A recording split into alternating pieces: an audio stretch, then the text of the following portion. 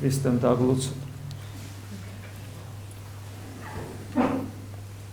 ხშირად მქონდა მაქვს, ხშირად კი არა, ყოველი ღამის თევის წირვის დროს მაქვს ეს განცდა, ალბათ თქვენც ასევე, რომ თუ რა სჭირდება ადამიანს ნამდვილი სიცოცხლისათვის და როგორ არასწორად ცხოვრობთ. იმიტომ რომ ღამის თევის წირვა რაღაცნაირად თითქოს ზღვარს აავლებს ნამდვილ ცხოვრებასა და იმ ცხოვრებას შორის, რომელთაც ამას სოფლის ეს სოფელი ცხოვრობს, ამას სოფლის სულით, ბირებული, დადგუნული, ცდუნებული.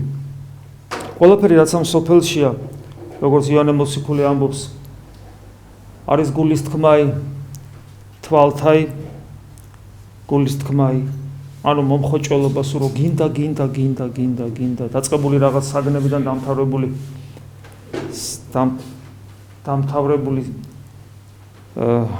ძალაუფლებით. გულის თქმაი ხორცთაი, როდესაც მთელი არსებით ისწრაფი და ბედნიერებას მხოლოდ სიამოვნებებში ეძებ. და სიამაყე ამას სოფლისა, რომელსაც შეიძლება ასე ითქვას, ეს პატიმოყვარეობა, დიდების მოყვარეობა, საკუთარ თავზე წარმოდგენა, რომელსაც შეიძლება ითქვას, რომ რაღაც ბუნებრივიც კი არ არის ადამიანისათვის, იმიტომ რომ ადამიანს ეს საერთოდ არ ჭირდება. თუ სიამოვნების მოყვარეობას გარკვეული ბუნებრივი საფუძველი აქვს, ადამიანშია, წყურია, გამრავლების ინსტინქტი აქვს. ეს ყველაფერი უკავშირდება ხორციელ სიამოვნებას. აი პატიმოყვარეობასთან გაუგებარია, საერთოდ ადამიანს ეს არ ჭირდება. ეს იწვევს ისეთ საშინელ ვნებებს, როგორიც არის ანგარება, შური, ეგოიზმი, მრისხანება. და ეს ყველაფერი ადამიანს როგორ ტანჯავს. და მაინც მიუხედავად ამის ადამიანი ცხოვრობს აი ამ სოფლის ამ საშინელი კანონებით, გულის თქმაი თვალთაი, გულის თქმაი ხორცთაი და სიამაყე ამას სოფლის.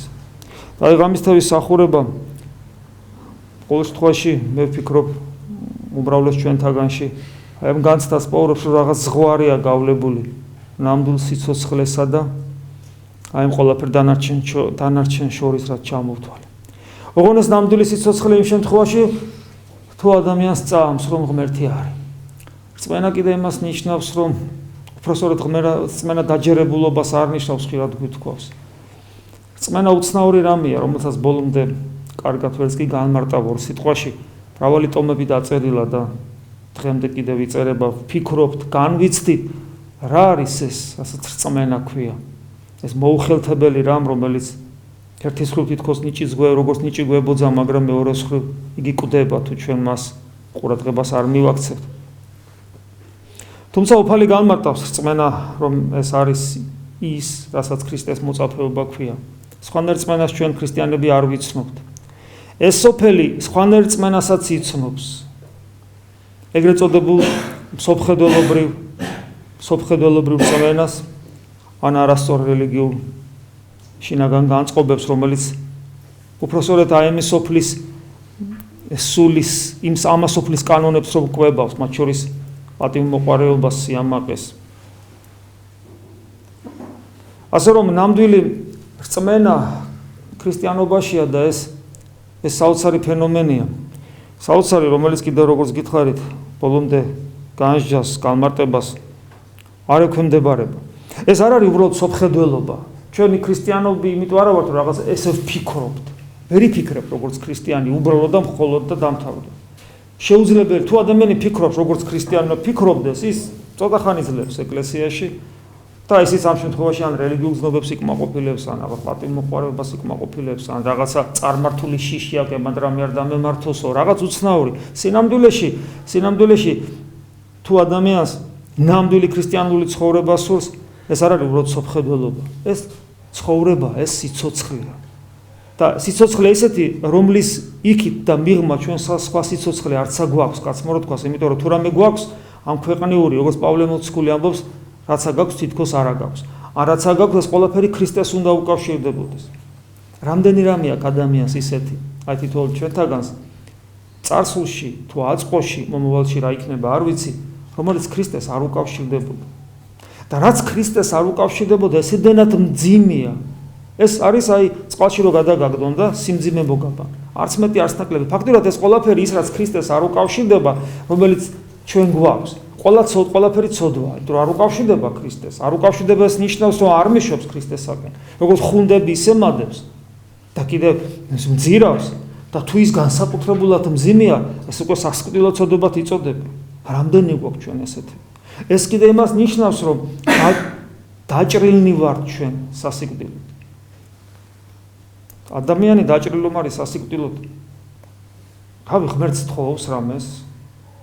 ჩვენ ხო ვთხოვთ ხოლმე რაღაცებს ღმერთს. ფოტოშოპის სულიერსაც რო ვითხოვთ, აი ხშირად თქვა და შეიძლება ლოცვის მადლი თხოვ, ღმერთო ლოცვის ძალა მომეცი, ღმერთო სიყვარული. მე ვფიქრობ, რომ სულიერიც კი რო ითხოვო, ესეც კი შეიძლება გარკვეული კაბინერებას გვაძლევენ ლოცვები, რომლებსაც ჩვენ ლოცვები, რომლებიც წმინდა მამებმა დაგვიტოვეს, მაგრამ სინამდვილეში რაიმეს თხოვნა ჩვენი ინიციატივით კაბინერებაც კი არის, იმიტომ რომ ჩვენ ერთადერთს უნდა ვითხოვდეთ, თუ ჩვენ ვაცნობიერებთ ჩვენს მდგომარეობას, შეწყალებას. ამიტომ და თუ რამე გვინდა, ისევ აი ეს ადრეც გითხარით, ეს საოცარი სიტყვები იყავ ნებაშენ და შემიწყალე. და თუ ღმერთმა წყალობა მოიღო და სიხარული მომცა, როგორც საჩუქარი, მე მას არ უნდა ვეძებდე, მე მხოლოდ ვაიმ შეწყალებას და ღვთის ნებას ვეძებდე, თუ ღმერთმა წყალობა მოიღო და სიხარული მომცა, მე უნდა მიხაროდეს, ან თუ მადლიერების გამო ვაცნობიერებ რა ნაგავიცვარ და მაინც როგორ თავისთან მომყოფებს, მადლიერების განცდა და ღვთის დიდება მინდებოდეს, აღონ აბსოლუტურად ვანგაროდ.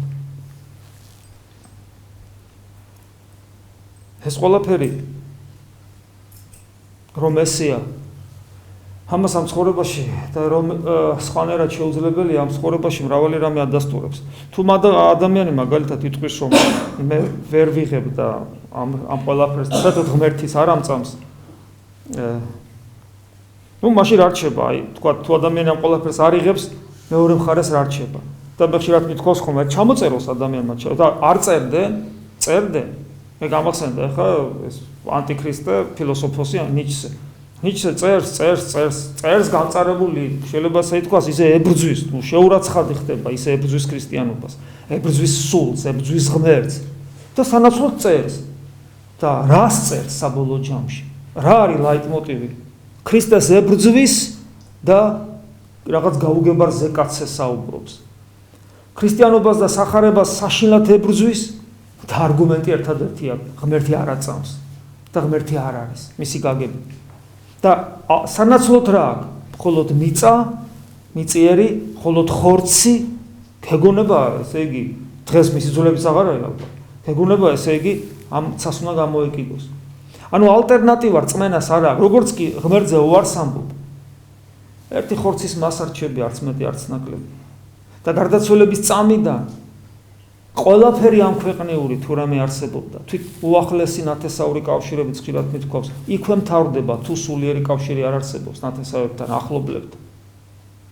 და გარდაცვალება რომ არსებობს როგორც ასეთი, და გარდაცვალება რომელიც ყველაფერი მიწიერს, მაგალითად მე რომ მოვკვდები, ყველაფერი მიწიერი. მთელი ეს სამყარო, დედამიწა, ჩემი ნათესაური ოჯახური ურთიერთობები, თუ ის სულიერი არ არის, ყველაფერი მთავრდება წერტილი ესმება. აბსოლუტურად არაფერს მნიშვნელობა აღარ აქვს. მნიშვნელობა მხოლოდ იმას აქვს შემდგომში და ექნება, რაც სულს უკავშირდება. და როცა ვიცი მე ეს, მით უმეტეს ეს მაძლევს ძალას. და ასევე ის, რომ მე უამრავი რამე ჩამიდენია, ისეთი, რომელიც ღმერთის გამჭოლი მზერის წინაშე უბრალოდ საშინელება, მე თუ ჩემი თავის იდენტიფიკაციას ვახდენ იმ ცხოვრების წესთან, რა ცხოვრებითაც მე მიცხოვრია, იმ საქმებთან, რომელიც ქრისტეს არ უკავშირდებოდა, თუ მე და ის საქმეები ეს ერთი და იგივეა, როგორც უფალი მასწავლებს, ამიტომ მეუნება საკუთარი თავი ვარყავიო, წარმოგიდგენიათ ღვთის გამჭოლი მზელა, აი უბრალოდ მართალი კაცი რომ მოვიდეს, აი წმინდანი რომ მოვიდეს და წმინდანმა ჩაქხედოს თვალებში, იმას ვერ გაუძლებ, იმიტომ რომ იცი რომ ის წმინდა მზერას შენი არანაირი ბიწი არ გამოეპარება და გაშიშვლებული ხარ მის წინაშე, წარმოგიდგენიათ ღვთის წინაშე მდგომი ადამიანი, რომელიც საკუთარი თავის იდენტიფიკაციას ახდენს აი უბედურებასთან, რასაც ეს უღმერთობა ქვია და ვერ მოახერხა ამ ცხოვრებაში, რომ მისგან შორს დაეჭირა თავი და განცალკევებულიყო, ღმერთის წინაშე როგორ შევძლებთ ჩვენ წარდგომას? იმიტომ რომ ის ცეცხლის სიყვარულისა, რომელსაც ღმერთი ატარებს, წვავს ყოველივე ცოდვას და დამწვავს მეც ჩემ ცოდვასთან ერთად, იმიტომ რომ მე და ჩემი ცოდვა ეს ერთი და იგივე რამე ვარ. ჯოჯოხეთი, ხო ამბობენ წინამორბედები. ჯოჯოხეთი, რამე ღმერთს განსაკუთრებული ცეცხლი კი არ მოუგონია ჯოჯოხეთისათვის.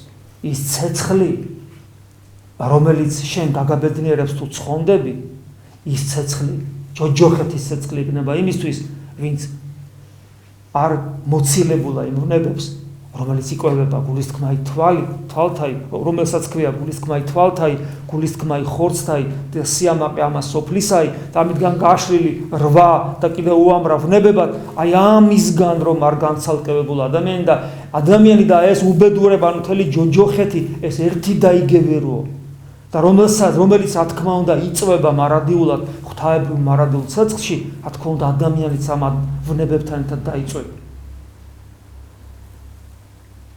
და გარდაცვალება, როგორც ასეთი, ჩვენ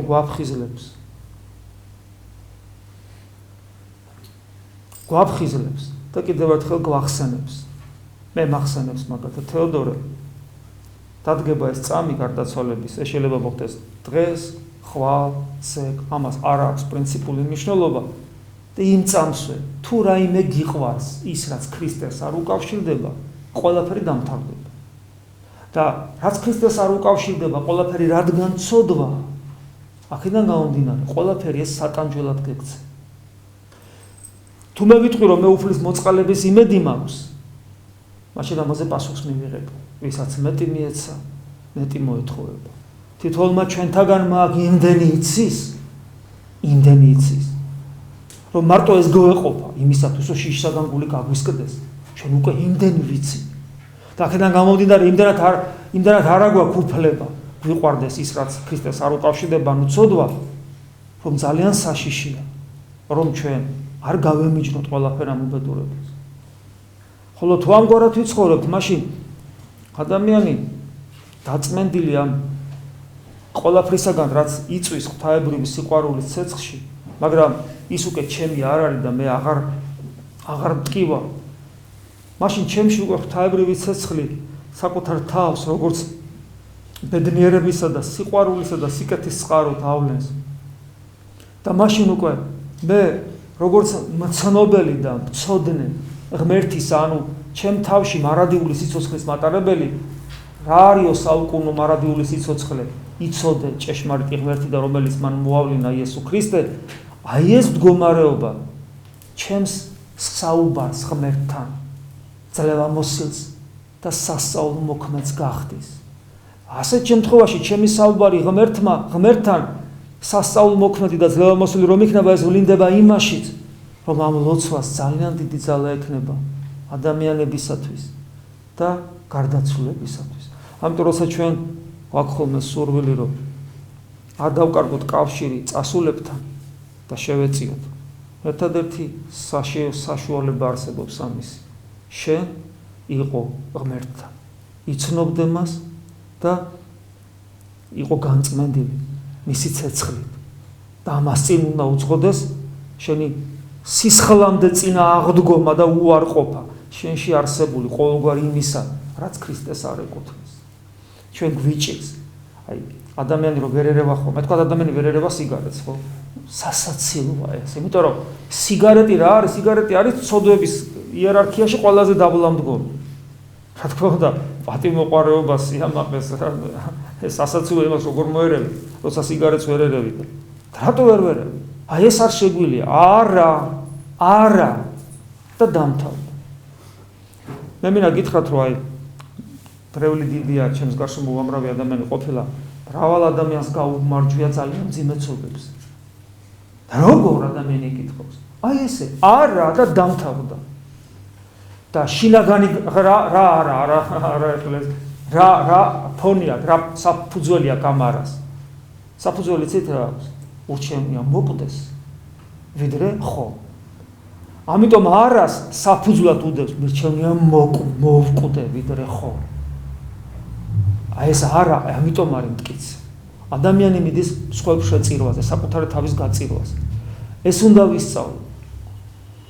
იმიტომ რომ ჩვენ ვიცით რომ ღმერთი არის.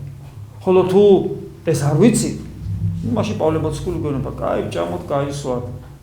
და საკუთარი თავი დასაკლავი პირუტყვი გავამზადოთ, როგორც წმინდა წერილი გვასწავლის. მაგრამ ჩვენ ეს არ გვინდა. ჩვენ გვინდა ის, რაც გვინდა, ისვისაც აქ მოვსულა. და ჩვენ გვინდა რომ გვინდაც არა, ეს პირდაპირ ვალდებულებაა. იყავით ნათელი ამას სოფლისა, უფალი გვეუბნება. და ნათელი ნიშნავს რომ მე შენ შემიძლია დაგეხმარო. შენ ასევე დაგეხმარო. გარდაცვლის დაგეხმარო.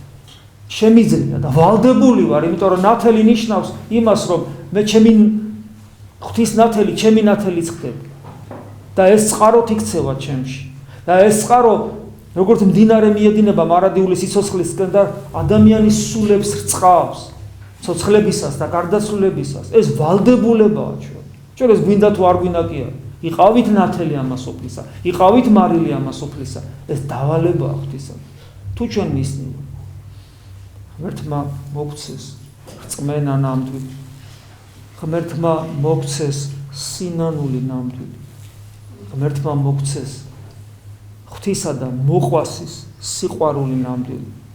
ხოლო მოყვას სიყვარული ნიშნავს მიყვართ ეს ღმერთი მთელი არსებით და აი ამ იმძალით, რა ძალითაც ღმერთთან გვარ კავშირში ამ სიყვარულის გამო ამ ძალით ვეხმარებით ჩემ მოყვას. ღმერთი შეგვეწიოს და გაგვაძლიეროს. ღმერთმა აცხონოს ჩვენი მიცვალებულება. ამენ.